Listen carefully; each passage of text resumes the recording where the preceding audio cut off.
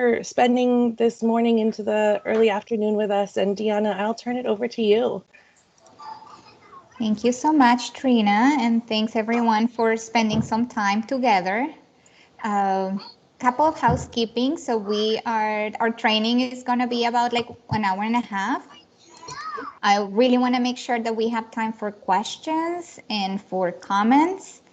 And we will also aim to like take a break in the middle or like towards the middle when, like it's a good brain break to like stretch and, move around and things like that.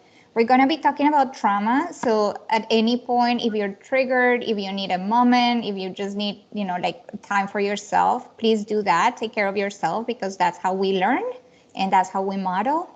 And this is really a topic that I'm, very passionate, that I know that many of you have been doing or working on, and yet there's so much more that we can learn together. So that's the spirit of, today's training, that we can learn together, that there are no, silly questions or simple questions or anything like that. So, like if you have the question, I can guarantee that someone else in the group might have it. So please, like use the chat or unmute yourself if you want to ask a comment or, just, mention something. All right. So we thank you, Trina, for helping with the slides as well. As technology is sometimes challenging, so we'll do our best.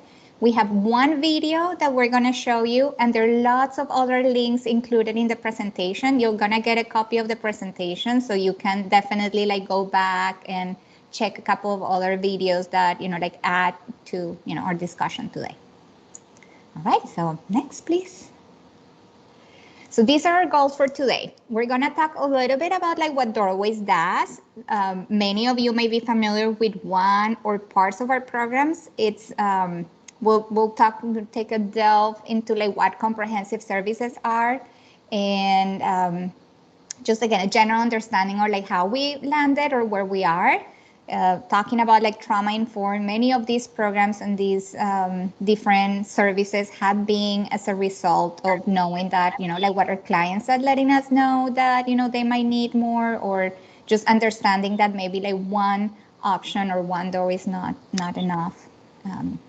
We will be talking about our brain and the anatomy and the fundamentals. So there are lots of like big words, but we're going to make it very simple, not to make it, simplify it, but to make sure that we remember.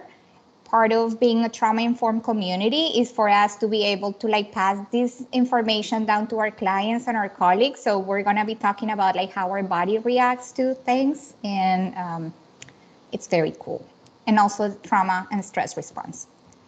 And we're going to be talking about, again, basic elements of trauma-informed care. How can we implement it not only across our programs and our agencies, but really across our systems? How to like create a trauma-informed community, and like what are some of the very cool resources that our community has. We're going to be talking about some practical tips and recommendations that you can take away. So after the presentation, everyone should like walk away with at least one thing that we can do differently or we can try it out. And we'll, a few words on secondary stress and how to, again, mitigate some of that at work. All right, so next slide, please. So our intention for today, I did not grow up with like watching Fred Rogers, but I really like this quote. So full disclosure here.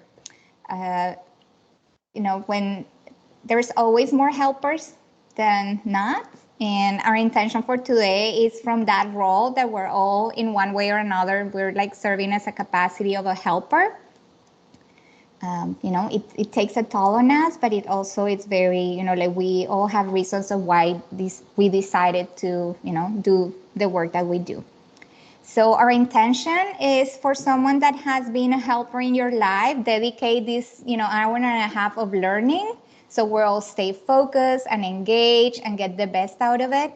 So again, our intention, you don't have to share it, but just, if you think about someone who's been a helper in your life and you want to dedicate this hour and a half to that person. All right, so next. Thank you. All right, so doorways, again, some of you may be more familiar than others, and I see, some colleagues here. We really envision a day and a time when all people in our community live free of violence and have safe and stable, housing. That is really our vision. We believe in a world where like violence is not the only option, and that's what we firmly believe. We think it's possible, and we work very hard every day to get there. So we're community based, as many of you. We've been in around the community for like 4 decades. It started as a providing shelter. We still do. And throughout our time, we've learned that domestic violence and sexual assault and youth and family homelessness are very interconnected. So many of our clients may come to us because of one specific of those, big challenges, but many of our clients may present with, 2 or more. So we see the intersection, and we know that to like be effective and efficient, we want to go beyond the crisis, and we want to go beyond one of, like domestic violence or like interpersonal, intimate partner violence, as, like you may be hearing me going back and forth. And then again, like we really want to serve our clients through their journey. So some of them may start with us at shelter or in a crisis, and we know that beyond there is that safety and stability and sustainability that we want our neighbors and our community to do. So that's who we are. Next, please. All right, so again, beyond shelter and housing, we do have emergency shelter and long-term supportive housing, which is called Home Start. So some of you may be more familiar with that, like Home Start as a program. We have our domestic violence safe house. Currently, we also have what it's called safe apartments. So our physical safe house is a small house. It's like the tiniest shelter in our county, but we have expanded to like different options to ensure that we increase capacity. Oftentimes, I forget to talk about our safe kennel. So I appreciate this slide that reminds me that that is part of like what our programs are. We are one of the very few shelters, domestic violence shelters, that has a kennel on site. So when a survivor makes the decision to leave that unsafe situation and they have a pet, they can bring them along, and that's not a reason for them to choose not to. Many times, that is the reason why someone may choose not to leave their abusive partner. So we're very proud to have a winterized also kennel, so it's open, year round. Some of you may be familiar with our family home, and that is like our shelter for families and transition age youth, and again, like our Home Start program. Beyond shelter and housing, and throughout our programs, we have, as many of you have in your programs, what it's called like goal planning and case management, and that accompaniment and advocacy or counseling services. Our children are our clients. So throughout our services, we have specialized team members that are working closely on the child and the parent in like what the unique needs of that child may have. So we work closely on like a thorough assessment, and we believe that if we do a good assessment on like what the child's needs are at that point, we can link them with like very important resources, such as additional support or enrichment activities or whatever it might need or might be helpful for that kiddo. So our children are our youngest clients. Pathways for Youth is again like our transition aid, independent living skills program, and our financial independent track, which is much more embedded nowadays. It's really understanding that for like many of our survivors, financial abuse is one of those invisible abuses that happen, but also for our like families, sometimes that financial empowerment and independence is what it takes them from crisis to in sustainability. All right, next. And then again, community-based support. This is open to anyone in our community. You don't have to be a client at one of our shelters. You don't have to be a client in one of our housing programs to access any of these. This is open for you as providers as well. So, like this is really where I want to focus a lot of attention. Our support, our community-based support, is really at the service of our community. It is our community what has, again, show us that these are important pieces of the puzzle that, at some point may have been missing or were confusing, and we want to make it sure that everyone can access it, know how to access it, and that we provide the service that, we promised to do. So one of it is like a big component of our domestic and sexual violence hotline. It is one number and it is local. It's 24/7. What is it? 24/7, 365. So rain or shine, COVID or not, there will be an advocate on the other side of the line that is trained and will, respond answers, safety plan with you, safety plan with the provider, help you brainstorm or triage what might be the needs.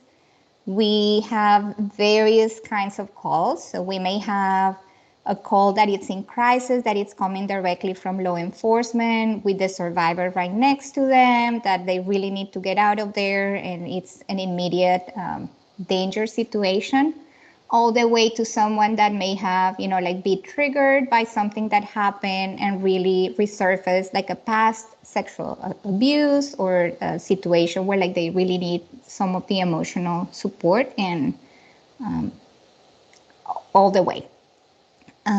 We also have, coupled to that service, we have what is called the hospital accompaniment response. So we have advocates, trained advocates that are dispatched to be at the hospital with our survivors after a sexual assault or a domestic violence incident.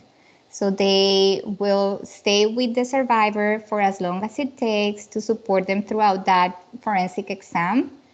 It's very comprehensive. I'm not going to go into details, but it's a very invasive exam that, the goal is to collect forensic evidence for whether the person is interested in pressing charges or in the future that person may change their mind and want to do it. And it really documents injuries, internal and external injuries. So we have advocates 24/7 that will be with that person and will also provide them a little bit of that education or what happens next. I don't know about you guys, but when you're in crisis or stress, it's really hard to understand and learn and put step 1, 2, and 3 together. So having someone that is there to support you and to remind you and to ground you, it's incredible. It's an incredible resource available to anyone in the community and available to you if you're interested in learning more about it. Our mobile advocacy program, our premise for mobile advocacy is that we want to remove barriers for anyone that might need services and to access those services. So instead of having people coming to us, we really believe in the opportunity to come to them.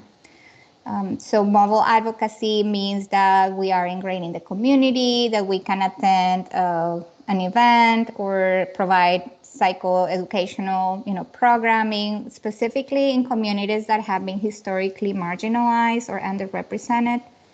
And again, it's a little bit hard to explain other than we really want to be where our community is and not expect them to come to us.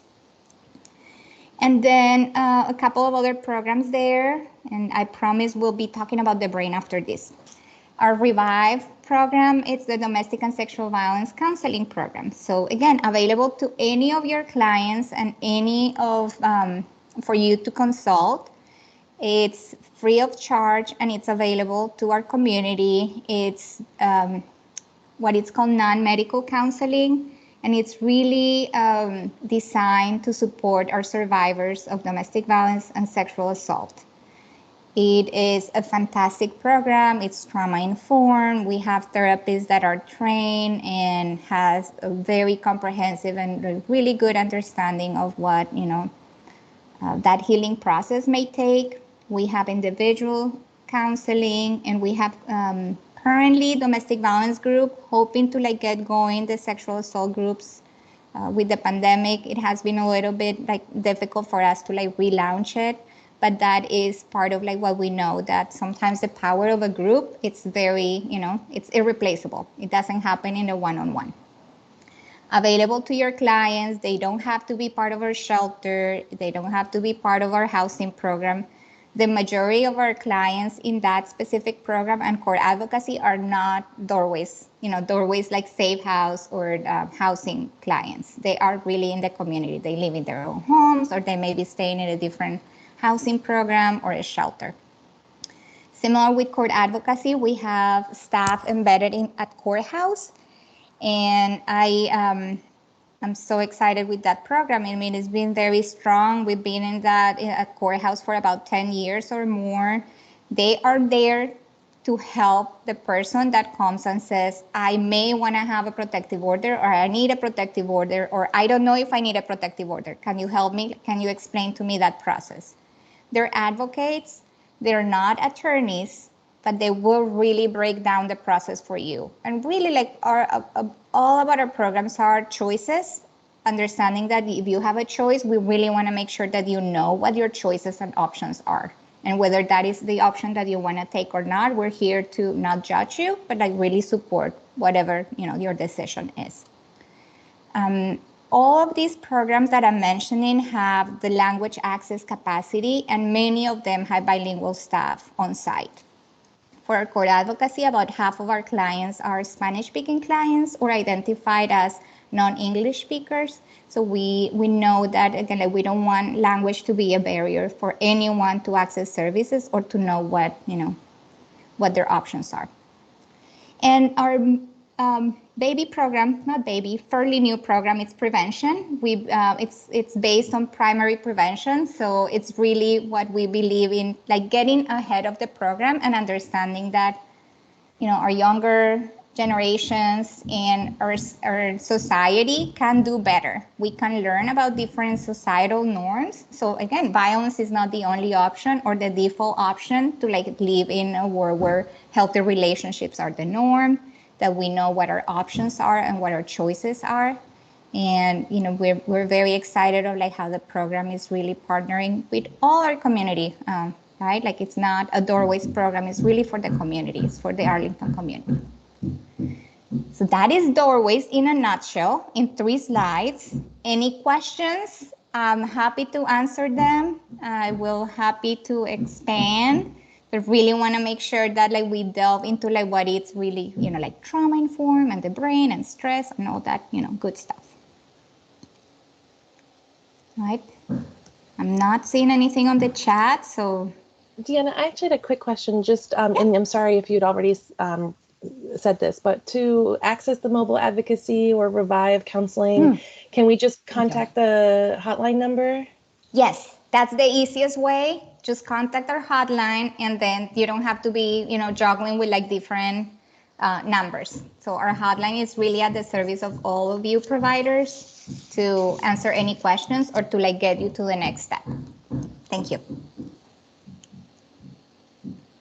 All right. Anything else? Any questions? Good to go. All right.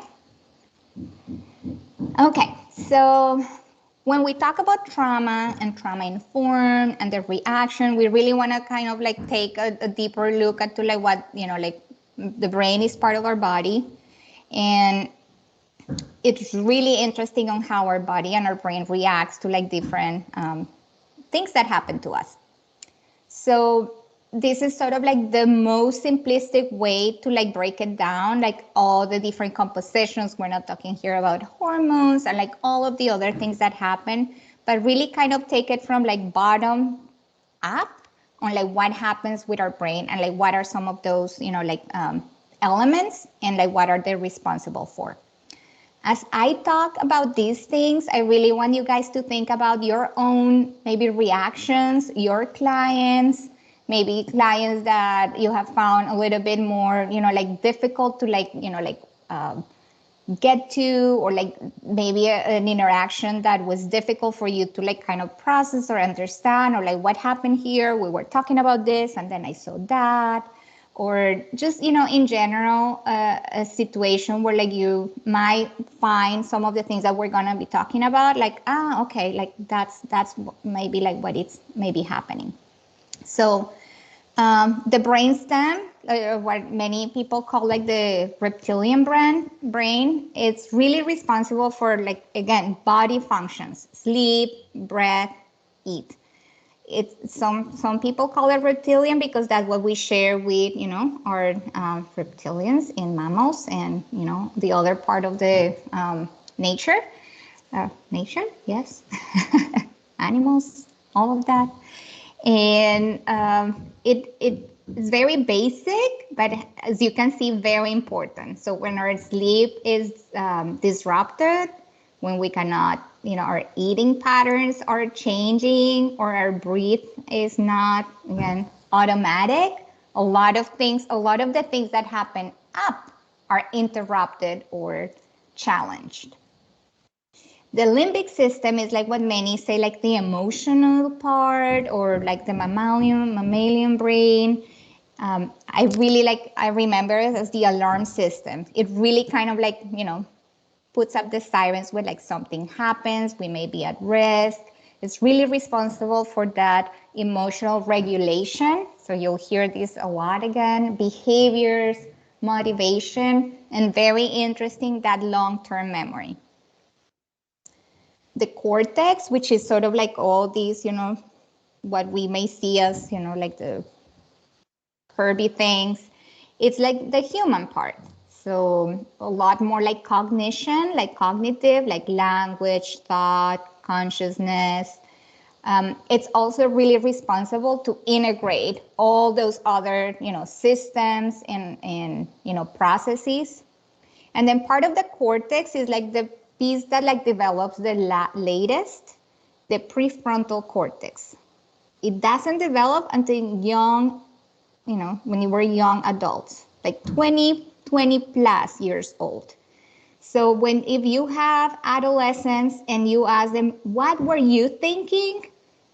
The answer is they were not thinking, because that part, it's still developing.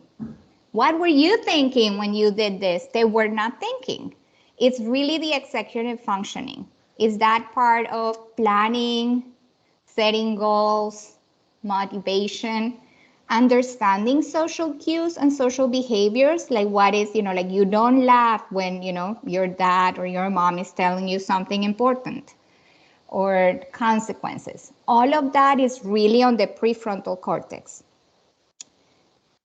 Again, executive planning. So when we're talking about case management and goal setting and like what do you want to do in 6 months, all of this is really the prefrontal cortex. So when you have someone that might be operating at the limbic system because they just received very, difficult news, or they're having, challenges with their memory, expecting to set goals and, for that person to carry on without really a support to break it down and make it like very, sequential, it's really, really difficult. So you can see how all of the things that we do really intersect with like what we're doing and discussing today.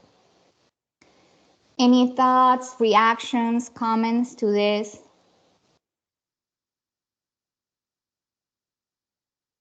All right, let's go to the others. So this is another way to see it. So like now you have the picture of what we were talking about. The, reptilian, it's like, and the, like sort of like that, the part here. And it really, again, like the answer to like what that part of the brain does is like, am I safe?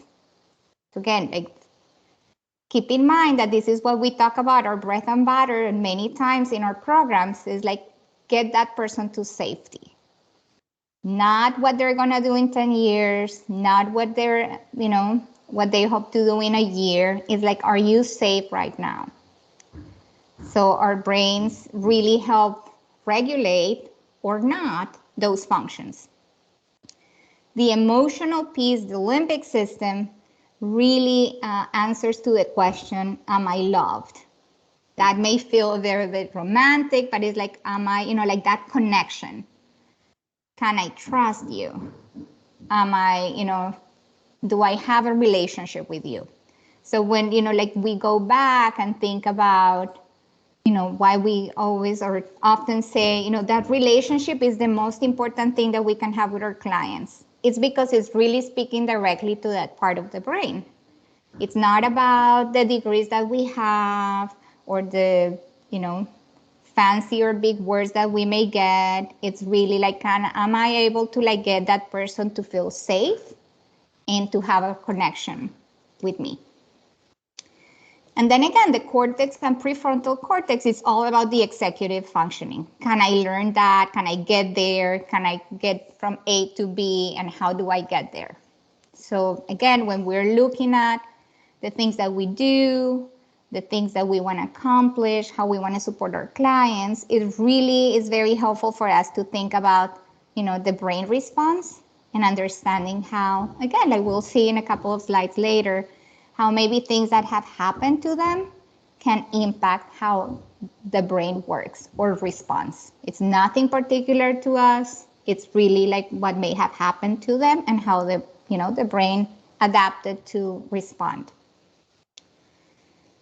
Thoughts, questions? All right. This is probably my favorite. At the bottom, you can see the link to the video. I really recommend you guys to watch it. And I'm going to do my best to explain it. But this is like, again, a technique that you can take with you today and really try it out, test it out.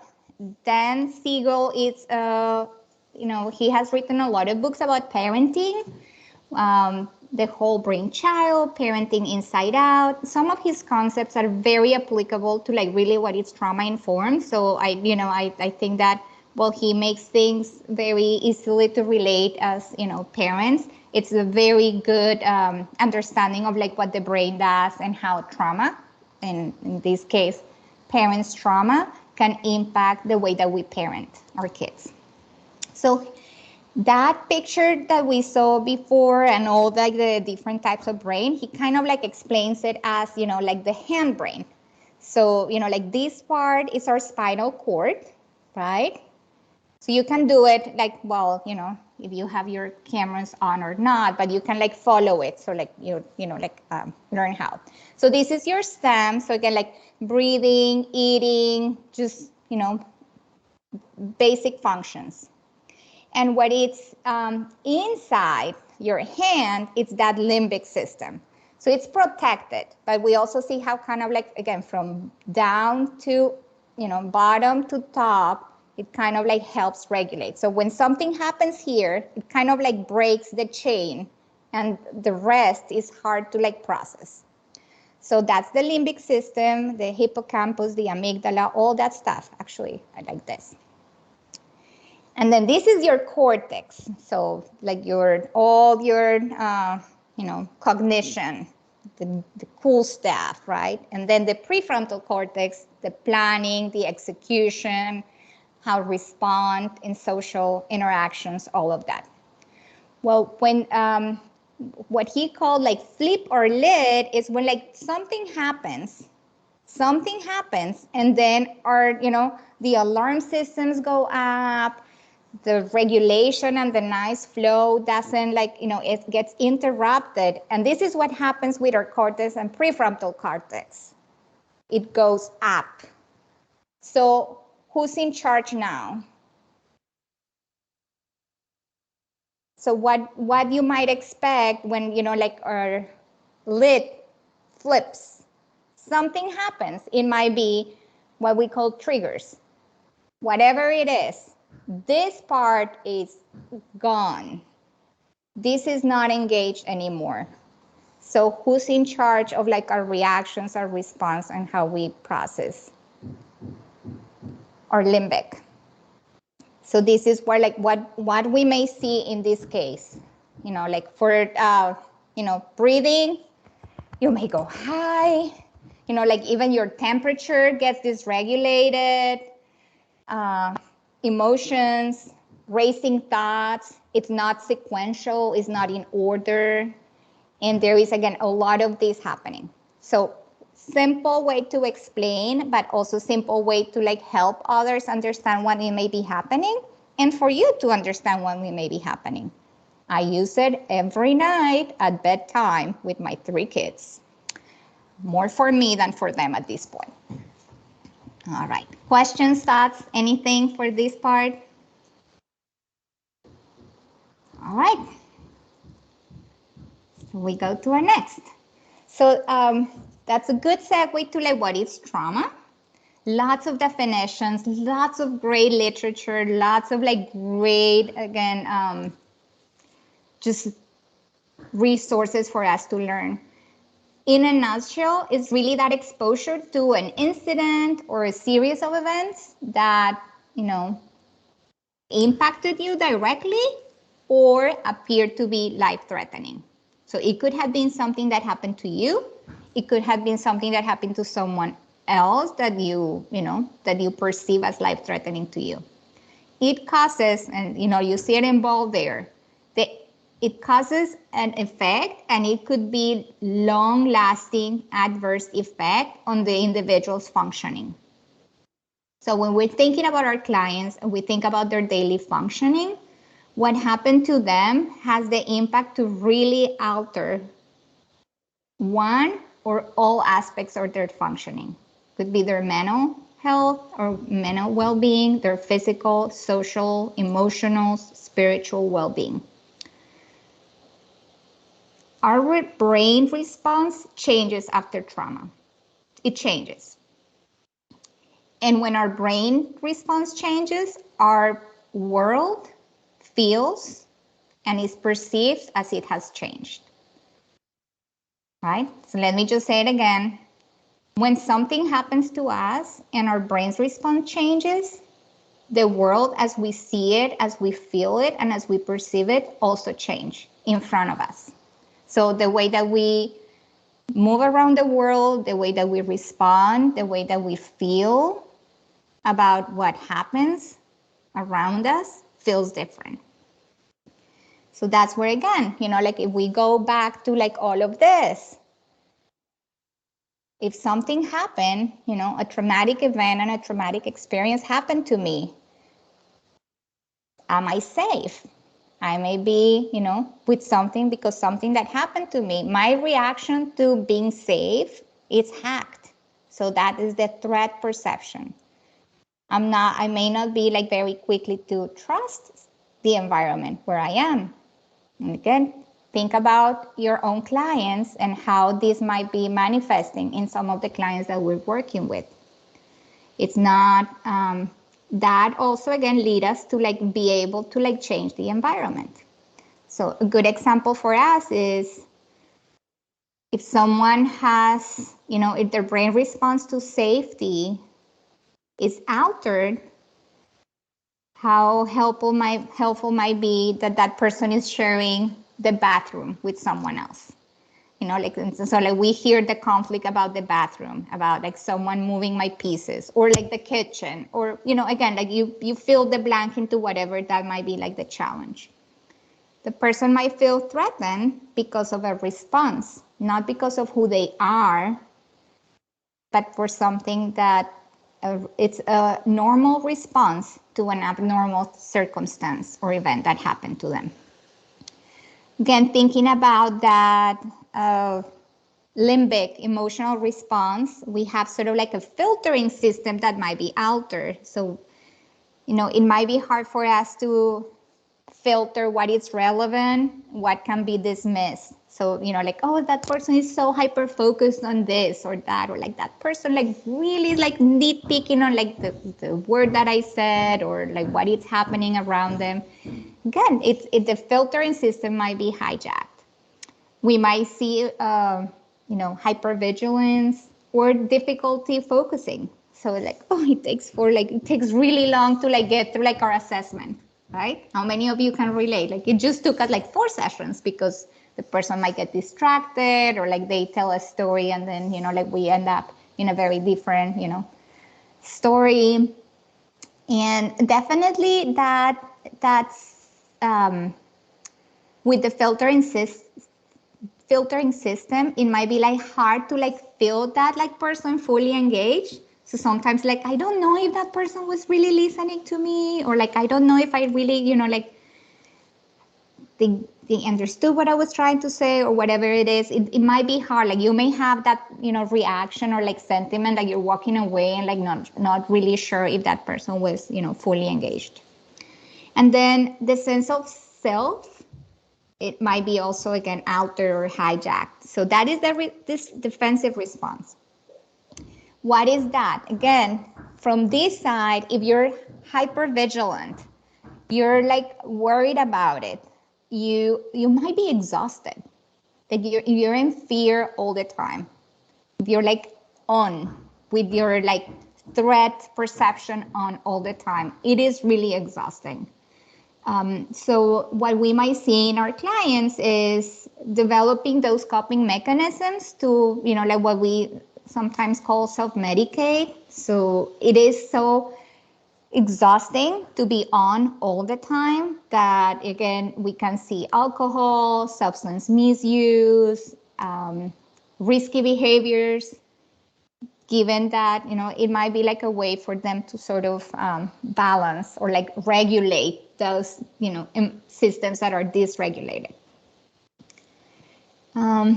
Just wanted to like draw attention to the bottom of that slide, that these are some of the examples of traumatic events, not a comprehensive list, but as you can see, these are not atypical for, what as a society may be, experiencing.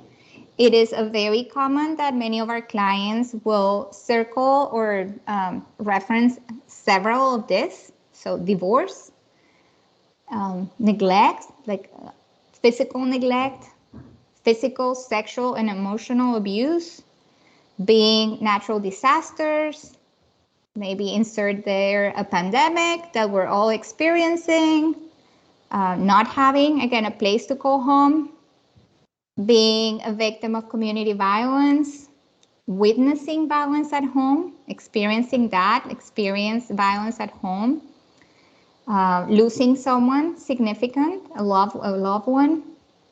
It could be an accident. It could be a suicide that happened to someone, close to them, being a victim of crime. If you're homeless, again, we see that you're much more prone to all of these to be compounded. So many of our clients come to us not with one significant traumatic event that happened, but a complex list of things.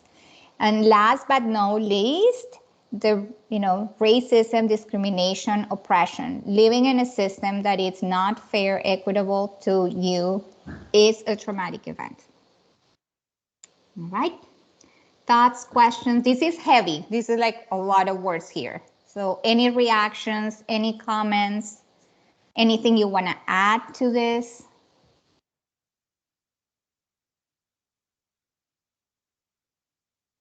All right. So we can. All right. So this is our video. It's about chronic stress. So after we talked about trauma, we're going to see that connection with stress. So it's 4 minutes, so stay on.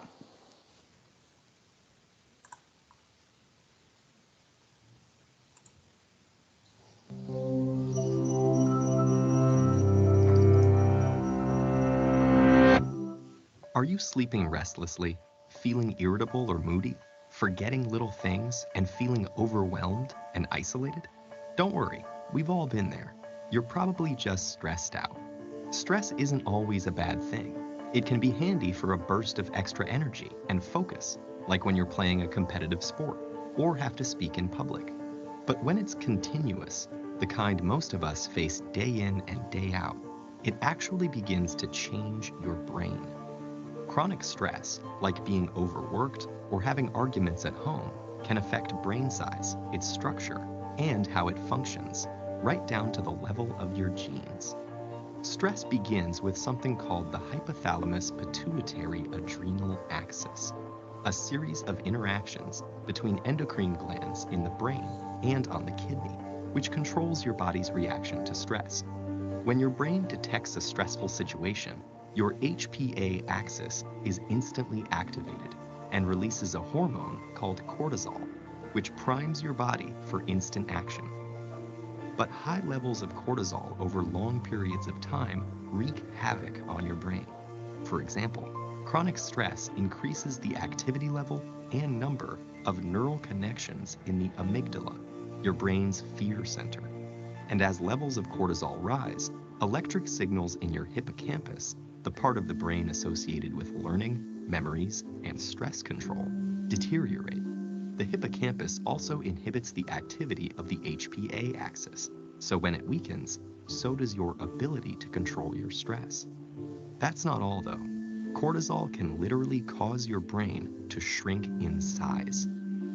Too much of it results in the loss of synaptic connections between neurons and the shrinking of your prefrontal cortex, the part of your brain that regulates behaviors like concentration, decision-making, judgment, and social interaction. It also leads to fewer new brain cells being made in the hippocampus.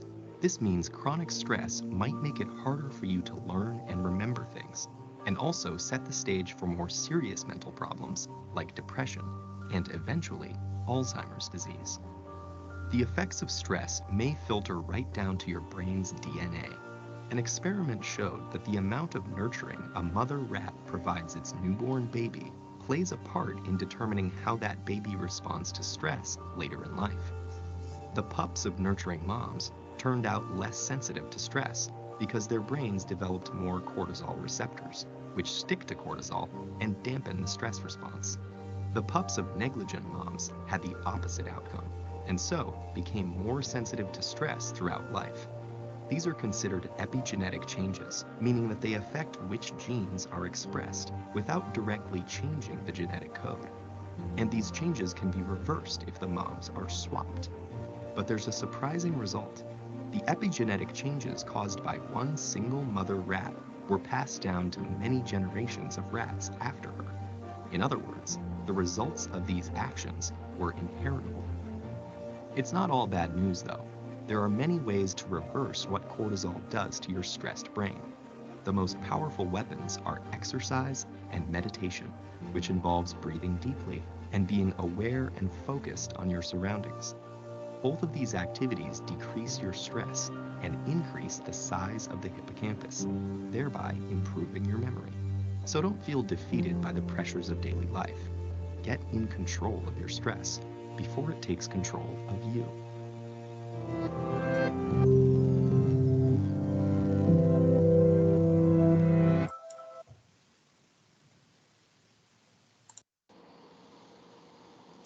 All right, thank you. I'm so excited that it worked. Makes me happy. Thank you, Trina. All right, it just started playing on its own again, but I'll see if I can get to the next slide. Yeah, you can. All right, so connections here. I really would love if you can type on the chat or unmute yourself, and like from that video and what we talked about, like what are some of the things, those connections that you were able to make, or like it resonated with you, or any good reminders, aha moments, anything.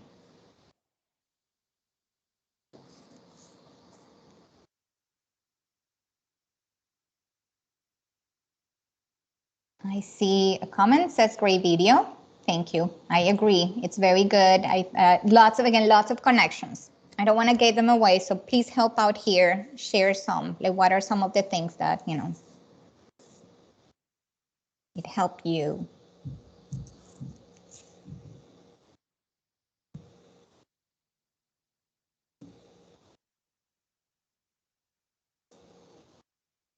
I'm gonna quiz you.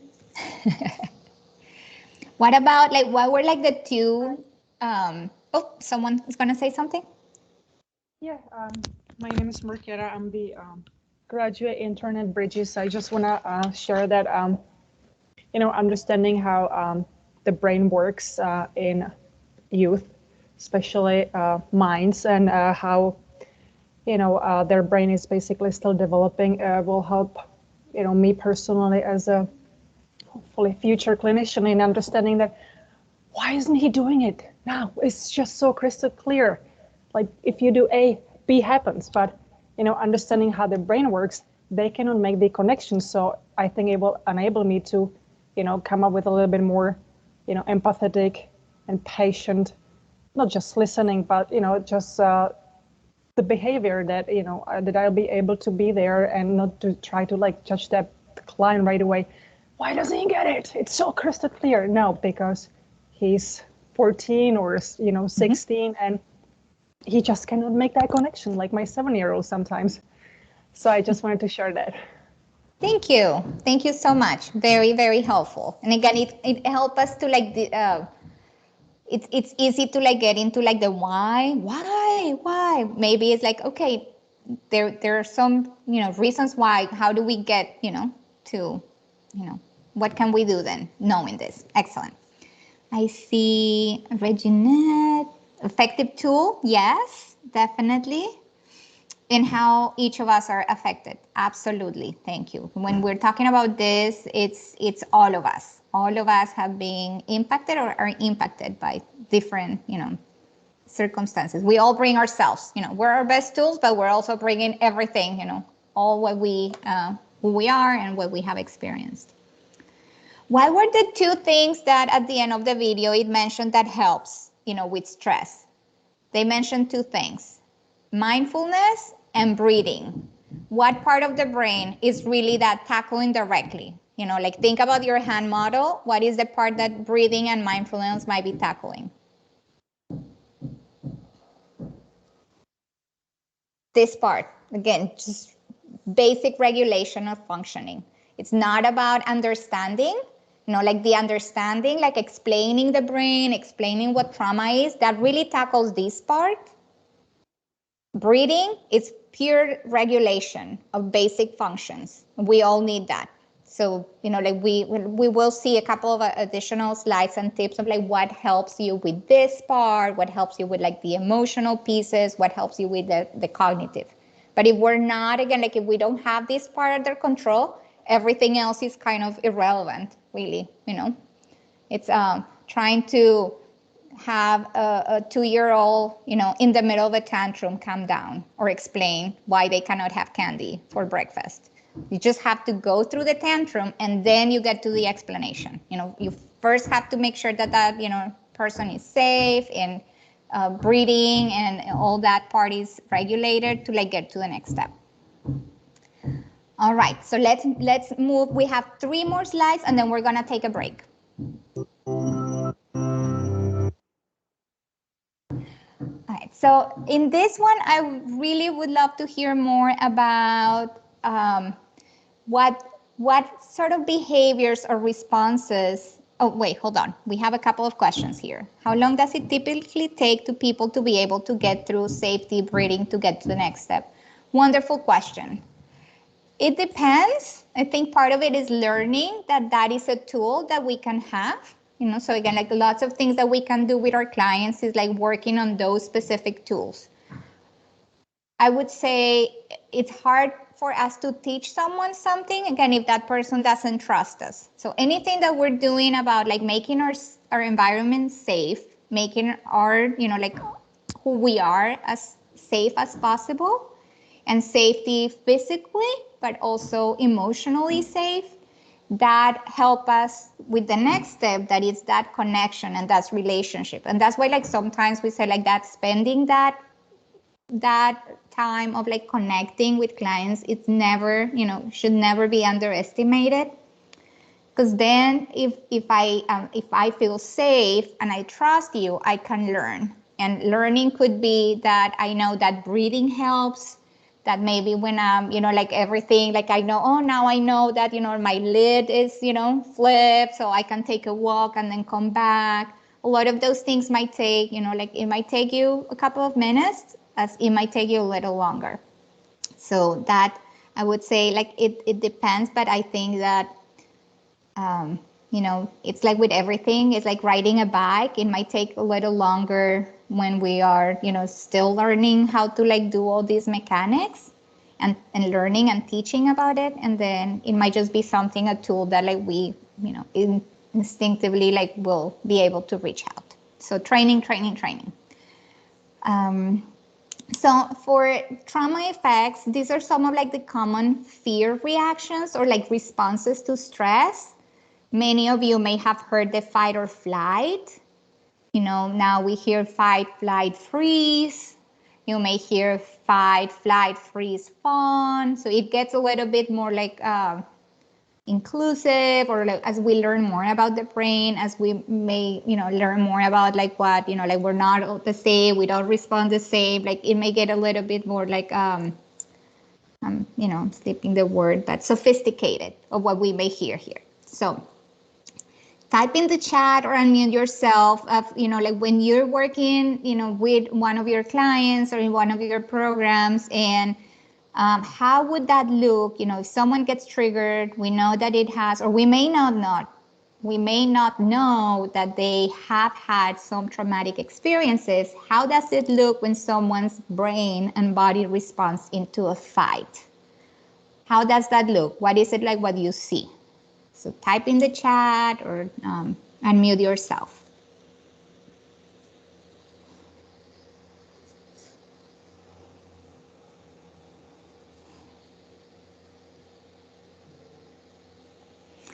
Yes, yelling,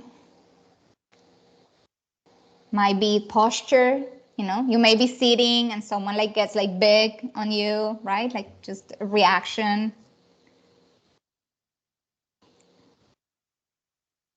Anger, yes, just anger. Absolutely. My person may not want to talk to you anymore. They walk out. But that's more flight. So anger, thank you. So I gave you the flight. But how else might flight be? Like that response. You're working in your program with a client and you see someone doing what that may be. So it could be physically leaving. So you're having this important conversation about how, like this is, we need to like let's do resistance. Yes, Charles. Like we really need to do this, assessment. Let's just do it. Or like, I really want to know about like this part. And you may just see them, avoidant too, like maybe not wanting to even engage in that conversation.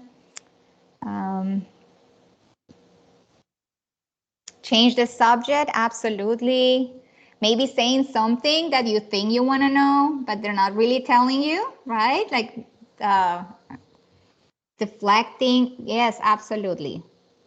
Yes, very good. Making excuses, yes. So it's a fear and it's a stress reaction. They may have been in a situation where like that was a coping skill. You don't know what's gonna happen. So that's like your, as breathing might be like what the tool that we're like helping or like using today, in the past may have been like avoiding it. Just, you don't want to get there. All right. The fear, like the third F, typically it's also referred as freeze. Lots of good literature and research, specifically with like sexual assault survivors. Like sometimes we hear like, but what happened? They didn't scream, they didn't, ask for help. It's typically what we also call like this, you just, disassociate. You're not present. Like your mind, it's gone somewhere else because it's less painful to endure whatever is happening to you. So that is sort of like the freeze response. You may have experienced it like in a, in a specific situation that you may have been. I can tell you every time that I hear an ambulance, I'm driving, like my first response is freeze. Like I know I have to move my car, but my first response is just stay still. So it takes for me time to, tell my brain that I need to move my car to allow that ambulance to pass. But my first response, I know it's freeze. All right. Anything else? Anything else in like that freeze or fear response?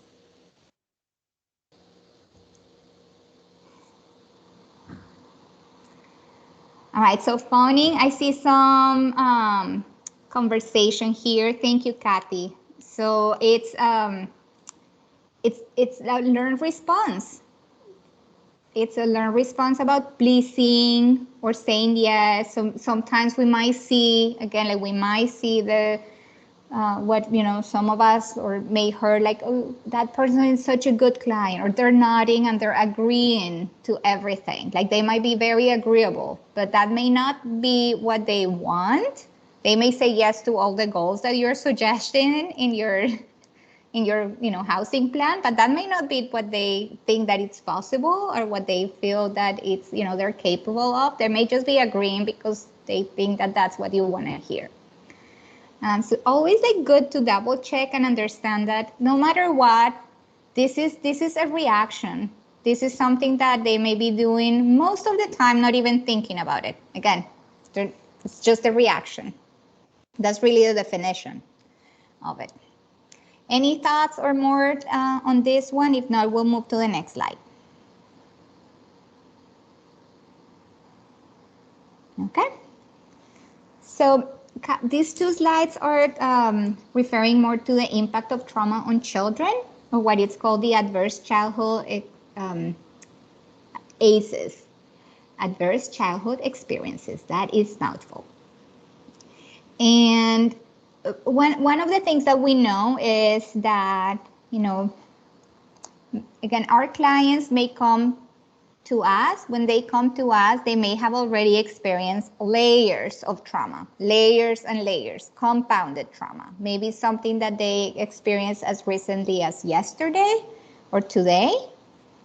And sometimes it might be what happened to them when they were 5 years old, that they may, you know, they may have experienced, didn't have an opportunity to heal or process.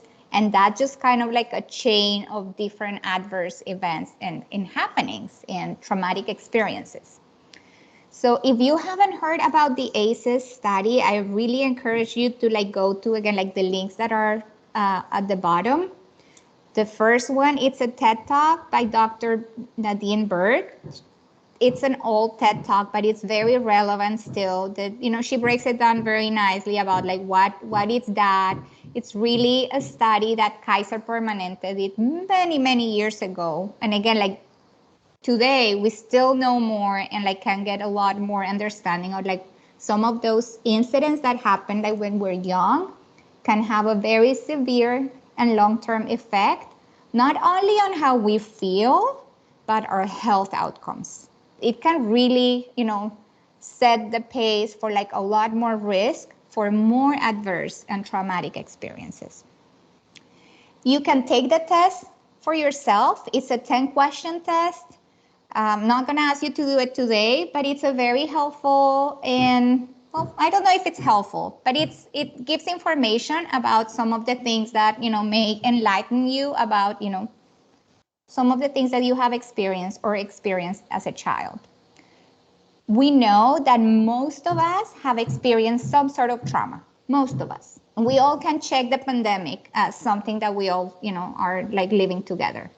But as a child, there's specific situations that happened that really, again, like may have a long-term effect. So that study talked about, again, it's 10 questions and talks and asks you about whether you lived, if you were like physically abused as a child or sexual or emotionally abused, if you lived in a house where like food was not available. So again, like neglect, physical neglect or emotional neglect. A couple of things that, you know, like we call like dysfunction or just, you know, like difficulties as, you know, having a parent, you know, you're a parent who had a mental illness or who was incarcerated, or a mother that was, you know, like was depressed. If you lived only with one parent. So again, information that as, you know, like you go through it, you may check a few boxes. Most of us do. It helps us understand some of the things that may have happened to us, and again, like how we develop and how we grew. There is a really good video, and I know it's now several years old, but it's still very useful. I know Arlington County did a couple of showings a few years ago. It's called Resilience. It's 1 hour, and it has a lot of like really good information that delves a little bit more into the ACEs study and toxic stress, and just, as a community, as a community, like what we can do to prevent ACEs. So what we know, again, is if you go at the bottom, it says 1 in 6 of people in this study reported more than 4 or more of these ACEs. 4 or more. Many of our clients are in that category, the 4 or more.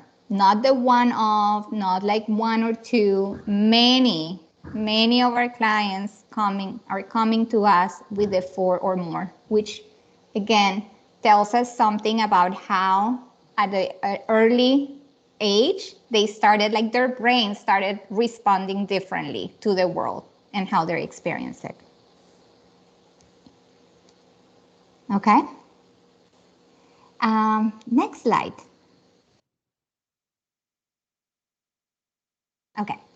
So what are some of those behaviors or like long-term effects? So you can see like the icons there, the ACEs, or like people that experience, 4 or more ACEs were associated or linked with like short-term expectancy life, smoking, alcohol, substance misuse, employment challenges, again, like you can see more like diabetes, even like, again, physical illnesses, asthma, strokes, heart disease. What it doesn't tell us is that it's not only like what happened to them, but also like and there's like really good research. I didn't include any of this in here, but what it's called the social determinants of health, and how that is also impacting the lives of, our clients and, many of our lives as well. Race, gender, discrimination, oppression, living in poor neighborhoods, low income, not having, again, like what it's called the food, access, so many things that really are not part of this study or ACEs, but have a very direct and important impact in how, we develop, or kids develop, and we develop. And also we know, again, from all of these things, that some children and some communities are a lot more at risk of these compounded traumatic experiences. All right. I'm looking at the chat. I'm not really sure if anyone wants to say anything. It seems like the previous slide, but all good. Okay, next one, and then we'll take a break. Oh, no, we did take a break. Yes. So these are like all the like heavy stuff. We're gonna take a brain break, 5 minutes, and then we'll come back and talk about, the other pieces of trauma informed. Sounds good? So we'll be here at 12:11.